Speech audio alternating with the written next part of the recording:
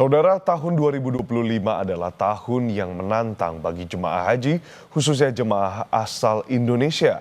Anggota jemaah haji Kloter 14 Jakarta Pondok Gede mengungkapkan sejumlah tantangan saat mereka berhaji, di mana beberapa saran juga dilontarkan agar jemaah haji tahun depan siap secara fisik.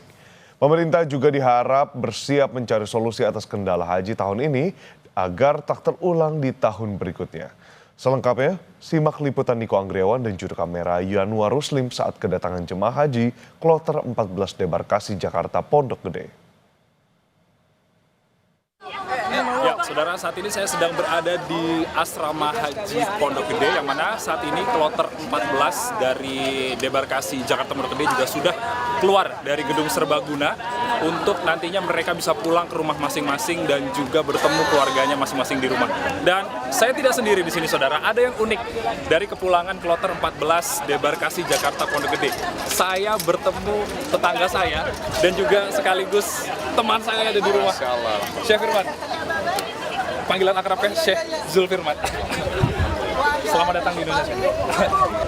Pengalamannya seperti apa di Arab Saudi, Syekh, selama melaksanakan ibadah haji? Insyaallah, alhamdulillah, terima kasih Mas Niko. Ini tahun pertama, mungkin pertama dan satu-satunya jamaah haji tahun 2025 yang memiliki syarikat-syarikat cukup banyak, ada 8 syarikat.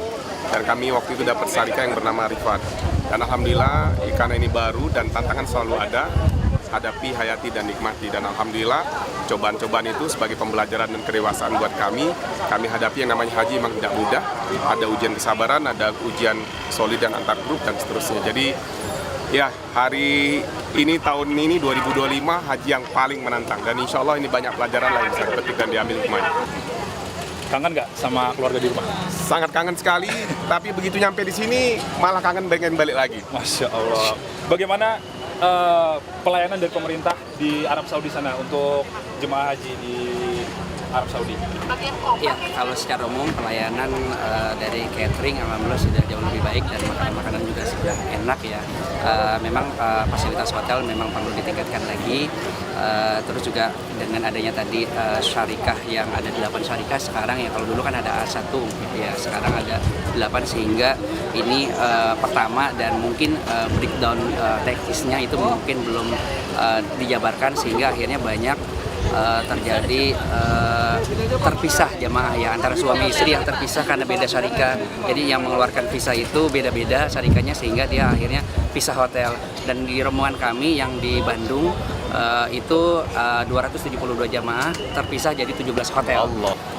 Yang tadinya seharusnya menggunakan kendaraan bis sehingga tidak ada kendaraan, akhirnya kita jalan dari Musdalifah ke Mina dan dari Mina ke Arafah dengan berbekalan bawa perbekalan tas yang untuk 3 hari.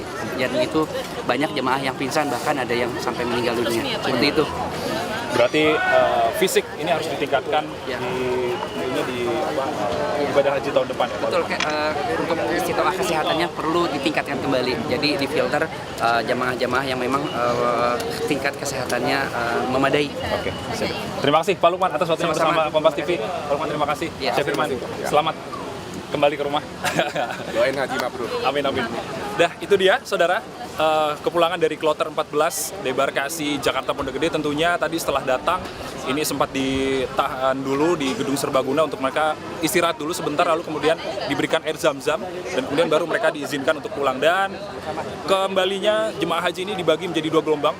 Gelombang pertama ini nantinya dilaksanakan hingga 25 Juni 2025 dan gelombang kedua ini nantinya akan dilaksanakan pada tanggal 26 Juni hingga 11 Juli 2025. Niko Anggriawan, Yanuar Ruslim, Kompas TV, Jakarta. Menteri Agama sekaligus Ketua Amirul Hajj Nasaruddin Umar melakukan rapat evaluasi pelaksanaan haji di kantor urusan haji Jeddah, Arab Saudi. Beberapa poin dibahas termasuk evaluasi 8 syarikah dan penurunan angka kematian jemaah haji tahun ini. Menak Nasaruddin Umar menyampaikan dalam rapat evaluasi sebelum kepulangannya ke tanah air pada Senin siang bahwa seluruh jemaah haji Indonesia telah menunaikan ibadah haji dan tidak ada satupun yang gagal berhaji, termasuk 2 jemaah lansia yang masih hilang dan dalam pencarian.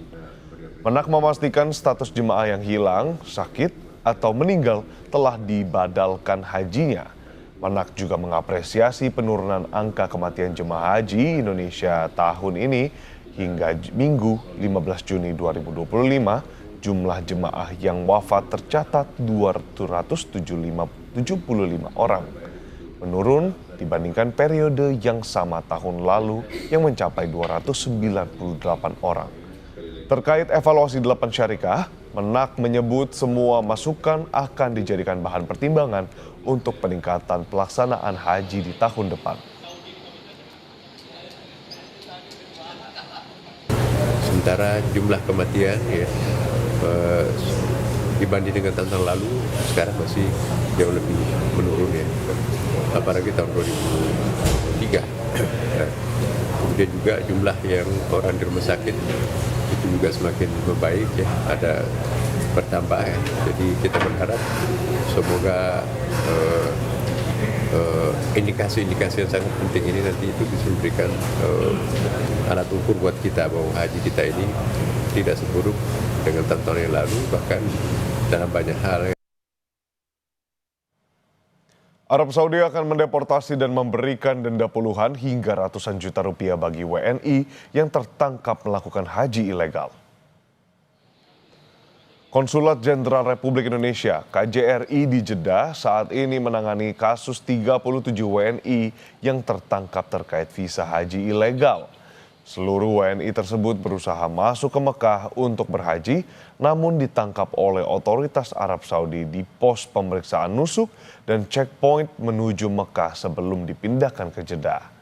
Konjen RI di Jeddah, Yusron B. Ambari menyebut bahwa jumlah WNI yang tertangkap kemungkinan akan mencapai ratusan orang.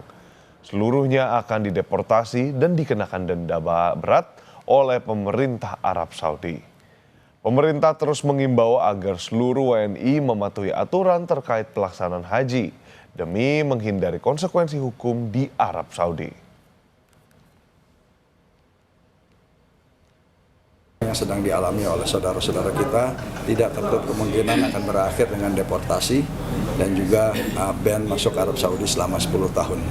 Denda ini bersifat perorangan, bagi pelakunya akan kena denda sampai dengan 20.000 real.